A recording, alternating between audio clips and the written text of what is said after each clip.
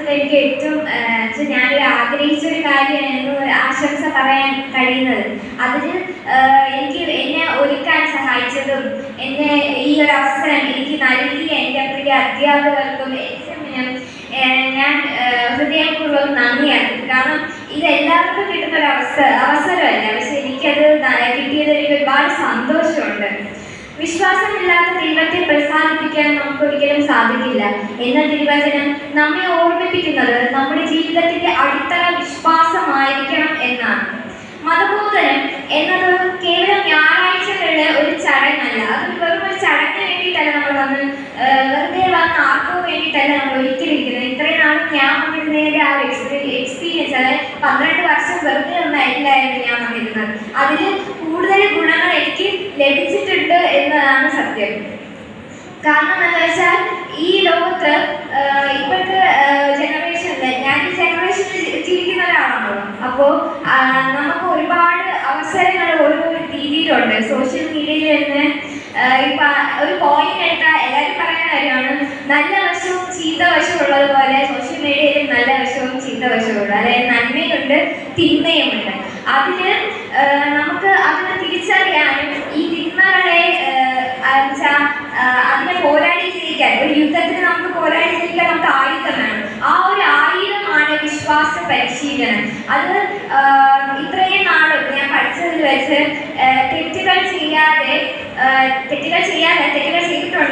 തെറ്റുകൾ ചെയ്തതിന് അത് തിരുത്താനും അത് മനസ്സിലാക്കി മറ്റുള്ളവരോട് ക്ഷമ യാചിക്കാനും ഒക്കെ ചോദിക്കുകയും അവരെ മനസ്സിലാക്കാൻ, അവരെ അക്സെപ്റ്റ് ചെയ്യുക, ഓരോരുത്തരെ അക്സെപ്റ്റ് ചെയ്യാനായിട്ട് ഒരു ഇത് കിട്ടുന്നത് വിശ്വാസത്തിലൂടെയാണ് ഞാൻ മനസ്സിലാക്കുന്നു.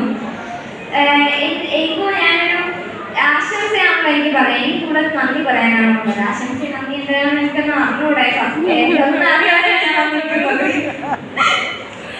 അപ്പം അതിന് അധ്യാപകർക്കാണ് നന്ദി പറയുന്നത്. കാരണം എന്ന് വെച്ചാൽ ഒരു തിരി ഒരു പാക്കറ്റിൽ ഇരുന്നാൽ നമുക്ക് അതെന്തെങ്കിലും ഉപയോഗപ്പെടാറുണ്ട്. ഒരു വിളക്ക് ഇരിക്കുന്നത് തിരി കത്തിക്കാതിരുന്നാൽ അതിൽ എന്തെങ്കിലും ഉപയോഗമുണ്ടോ? നമ്മൾ അറിവെന്നുള്ള സാധനം ഒരാളുടെ കയ്യിൽ മാത്രം ഇരിക്കുന്നതുകൊണ്ട് ഒരു പ്രയോജനമില്ല. അത് ഇത്രയും നാളും സ്കൂളിലായിട്ട് ഞാൻ പഠിച്ചുകൊണ്ടിരുന്നപ്പോഴേക്ക് ഒരുപാട് ടീച്ചേഴ്സ് എനിക്ക് പറഞ്ഞു തന്നെയാണ്, ഇതുപോലെ എനിക്ക് പറഞ്ഞു തന്നെയാണ്.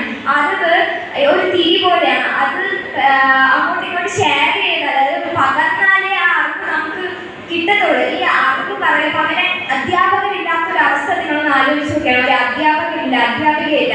അപ്പൊ എങ്ങനെയാണ് ഈ ലോകം മുന്നോട്ട് പോകുന്നത്? ഈ ലോകം എന്താണെന്ന് കൂടി പഠിച്ചെന്നാൽ നമ്മുടെ അധ്യാപകരാണ്. സയന്റിസ്റ്റ് ഒക്കെ ഉണ്ടാവുന്നത് കാരണം സയന്റിസ്റ്റിനൊക്കെ അറിയണമെങ്കിൽ എന്തെങ്കിലുമൊക്കെ കാണിച്ചു കൂട്ടണമെങ്കിൽ അധ്യാപകരുടെ ഒരു സഹായം ഇല്ലാതെ ഒരിക്കലും ഒന്നും നമുക്ക് ഈ വേൾഡ് ഒന്ന് ചെയ്യാൻ പറ്റും. ഇപ്പോൾ നമ്മുടെ കർത്താവിശോമിശിഹ ഒരു ഗുരുവായിരുന്നു അദ്ദേഹം.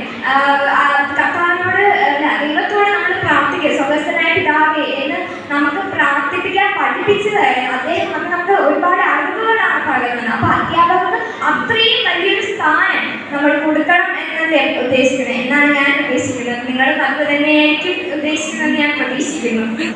ഇപ്പം അടുത്തതായിട്ട് നമുക്ക് അധ്യാപകരോടൊപ്പം നന്ദി അറിയിക്കുകയൊക്കെ ചെയ്യേണ്ടത് നമ്മുടെ മാതാപിതാക്കളാണ്. കാരണം ഇപ്പൊ ഞാൻ ഈ ഒരു ഇതിൽ നിന്ന് സംസാരിക്കണമെങ്കിൽ തന്നെ വെറുതെ ഞാൻ ഒന്നുകൊണ്ട് തന്നെ ഞാൻ സംസാരിക്കത്തേ ഇല്ല.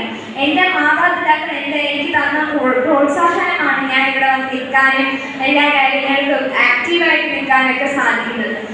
ഇപ്പൊ പള്ളിയിലൂടെ തന്നെ നമ്മൾ പല കുട്ടികളും പള്ളിയിലൂടെ നല്ല ആക്റ്റീവായിട്ട് നിൽക്കുന്നുണ്ട്. ഡാൻസിനായാലും എല്ലാ പാട്ടിനായാലും പള്ളിയിൽ വരികയും പ്രാർത്ഥിക്കുന്നതിലേക്ക് കൂടുതൽ ഉത്സാഹം കാണിക്കുന്നതിന് കാരണം തന്നെ നിങ്ങളാണ്. കാരണം രാവിലെ പള്ളിയിൽ വരാൻ സത്യം പറഞ്ഞാൽ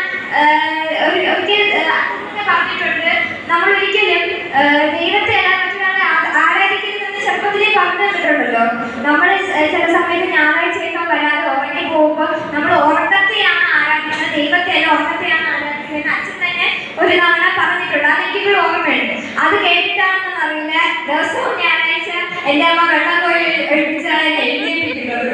കാരണം ഉറക്കം വന്ന ആ ഉറക്കത്തിന്റെ ഇരുന്ന് നമ്മൾ ഇരുന്നു പോകും. അപ്പൊ ഞായറാഴ്ച പള്ളിയിലോട്ട് വരാനൊന്നും ഒരു മടിയൊക്കെ ആയി. കാരണം വെള്ളിയാഴ്ച ശനിയാഴ്ചയൊക്കെ ക്ലാസ്സൊക്കെ ഉണ്ടെങ്കിൽ ഞായറാഴ്ച ശീലമായിട്ട് അമ്മ ഉറങ്ങട്ടെന്ന് പറഞ്ഞാൽ അമ്മ സമ്മതിക്കത്തില്ല. അതുപോലെ അത്രയ്ക്കും പ്രാധാന്യമാണ്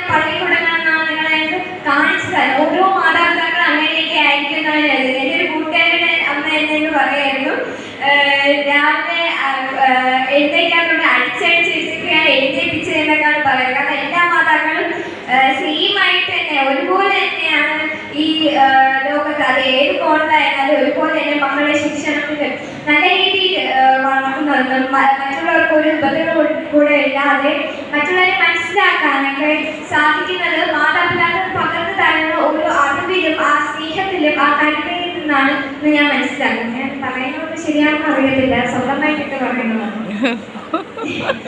ഇപ്പൊ ഞാൻ നന്ദി പറയുന്നത് എൻ്റെ പ്രിയ കൂട്ടുകാരോടാണ്. കാരണം നമ്മൾ ഈ ഒരു ടേബിളിന്റെ മണ്ടയിലാണല്ലോ വെച്ചിരിക്കുന്നത്, അത് താഴെ വെച്ചാൽ അതുകൊണ്ട് വലിയ ഉപയോഗം ഉണ്ടാകും. അത് ഞാൻ പറയാൻ ഉദ്ദേശിക്കുന്ന കാര്യം വെച്ചാൽ നമ്മുടെ അറിവ് നമ്മൾ മറ്റുള്ളവർക്ക് ഈ അധ്യാപകരെ പകർന്നു കൊടുക്കുക, മാതാപിതാക്കൾ പകർന്നു കൊടുക്കുന്ന പോലെ പകർന്നു കൊടുക്കുകയാണ് ചെയ്യുന്നത്. ടേബിളിന്റെ അടിയിൽ വെച്ച് കഴിഞ്ഞാൽ അതിലൊരു ഉപയോഗം ഉണ്ടാവില്ല. നമ്മൾ എപ്പോഴും അത് കാത്തു സൂക്ഷിക്കാനും അത് സംരക്ഷിക്കാനും ബാധ്യസ്ഥരാണ്. അതുകൊണ്ട് തന്നെ ഈ വാർഷിക ആഘോഷം നമ്മുടെ കൂട്ടായ്മയെ കൂടുതൽ ശക്തമാക്കട്ടെ എന്ന് ഞാൻ പറയുകയാണ്. ഈ സാധാരണ നമ്മുടെ സ്കൂൾ കലോത്സവം അല്ലെങ്കിൽ സ്കൂൾ ആനുവൽ ഡേക്ക് പോലെയാണ് ഈ വാർഷികം അത്രയും നല്ല ഭംഗിയായിട്ട് തന്നെ ഇതാക്കിയെടുത്തിട്ട്. അതുകൊണ്ട് തന്നെ നമ്മുടെ ഈ ബന്ധങ്ങളും സൗഹൃദവും ടീച്ചറും പാരൻസുമായിട്ടുള്ള ടീച്ചർ ഗുരുവായിട്ടും ഉള്ള ബന്ധങ്ങളൊക്കെ ശക്തമാക്കി എടുക്കട്ടെ എന്ന് ഞാൻ പ്രാർത്ഥിക്കാൻ വിശ്വസിക്കുന്നു. അതിനോടൊപ്പം സമ്മാനം ലഭിച്ച എൻ്റെ ഏറ്റവും പ്രിയ കുട്ടികൾക്ക് ഞാൻ നല്ലൊരു അഭിനന്ദനങ്ങൾ പറയുകയാണ്. സമ്മാനം ഇല്ലാത്തവർക്ക് വിഷമിക്കേണ്ട, അടുത്ത വർഷം എന്തെങ്കിലും വാങ്ങിച്ചെടുക്കാം. എല്ലാവർക്കും എൻ്റെ സ്നേഹാശംസകളും ഞാൻ അറിയിക്കുന്നു. ഇത്രയേറെ സഹിച്ചതിനൊക്കെ എല്ലാത്തിനും ആശംസകൾ, അതിനൊക്കെ ഒരു നന്ദി പറയണമല്ലോ. ഞാൻ എന്തൊക്കെയോ നന്ദി, പക്ഷെ എന്തെല്ലാം പറയുന്നതിനുള്ള ഒരു മൈൻഡിലേക്കെല്ലാം ഇരിക്കുന്നത്. എന്നാലും അവരുടെ നന്ദിയുണ്ട് എന്നെ ഇത്രയേറെ സഹിച്ചതിന്. നമ്മുടെ ശാന്തിപുരം മതബോധന യൂണിറ്റിലെ എല്ലാ പ്രവർത്തകർക്കും ഈ സുദിനത്തിനും എല്ലാവിധ ഭാവവും നേർന്നുകൊണ്ട് ഞാൻ